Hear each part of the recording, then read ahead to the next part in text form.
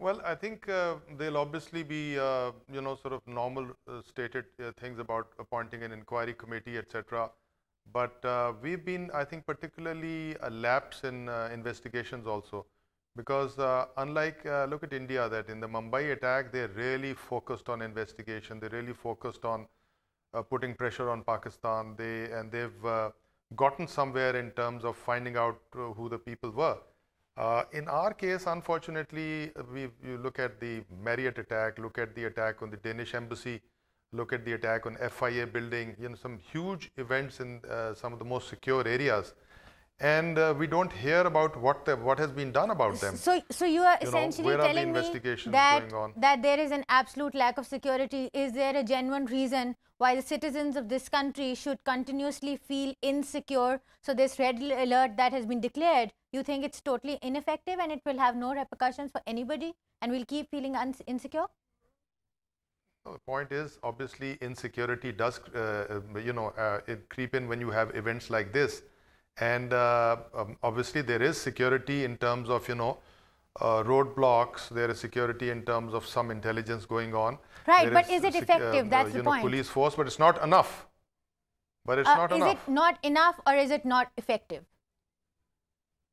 Well, obviously, the end result is it's not effective. The issue is that, there is an issue of intelligence. The whole security system comprises of various components. There is the issue of proper intelligence, who these groups are, where are they operating from, prior knowledge of them,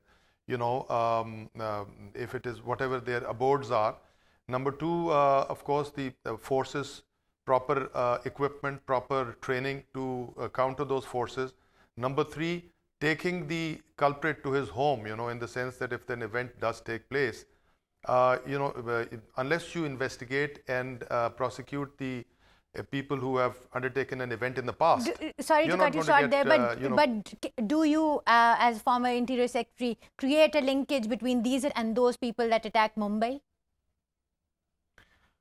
Well, on that, I would say that, the allegation against the Mumbai attack is against Lashkar-e-Taiba. And Lashkar-e-Taiba is not known to do things which are contrary to the interest of the country as such, unless the attack in India was also to embarrass Pakistan and to put pressure, to isolate Pakistan internationally. And so similarly, if it is equated to the attack on Sri Lankans, you could say that, going to have the same effect. So, but certainly the first images Sorry to cut you short, Nurani Saab there, but my last question to you, Ashraf Saab, how do you see Pakistan proceeding from here at this point onwards? It's a very difficult one to answer. I mean, you see, we should for once try and work back to that national reconciliation somehow.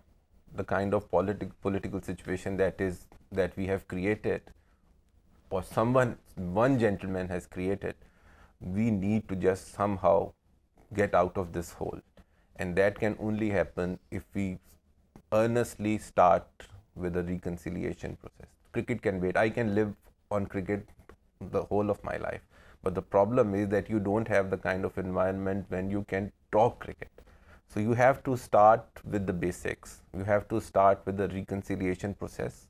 You need to just tell the people, you need to sit together and form a committee, do something. Because even if someone takes power from the hands, snatches power from the hands of the Sharif, they cannot snatch the city. The city still belongs to them and they belong to the city. So they need to just try and come to terms with the realities and just sit together, just work on. We need a grand alliance. We need a grand reconciliation committee, and in which we should involve all the people.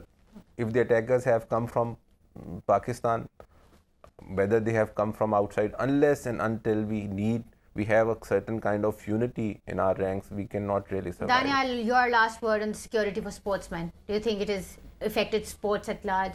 Well, what I can tell you is that people would be thinking, how can Lahore be attacked, the center of the city attacked, and 12 men with arms and ammunitions with really and explosives as well, attacking a Sri Lankan team. And the question is, why did they attack the Sri Lankan team? Keeping in mind the Sri Lankan forces, or the government is not involved fighting a war against terrorism in Afghanistan primarily. So this was the case for other cricketers, as the Australian team wasn't coming here because the Australian troops were fighting in Afghanistan. So the question is, why was Sri Lanka attacked? And then the question is that how can they attack Lahore in the heart of the city? And of course, they haven't been arrested as yet. No one has been shot.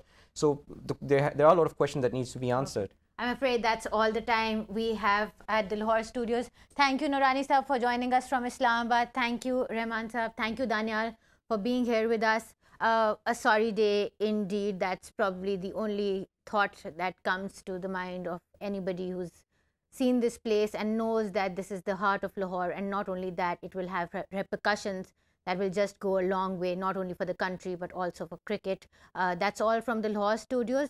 I'm Mariam Zia. It's back to Karachi.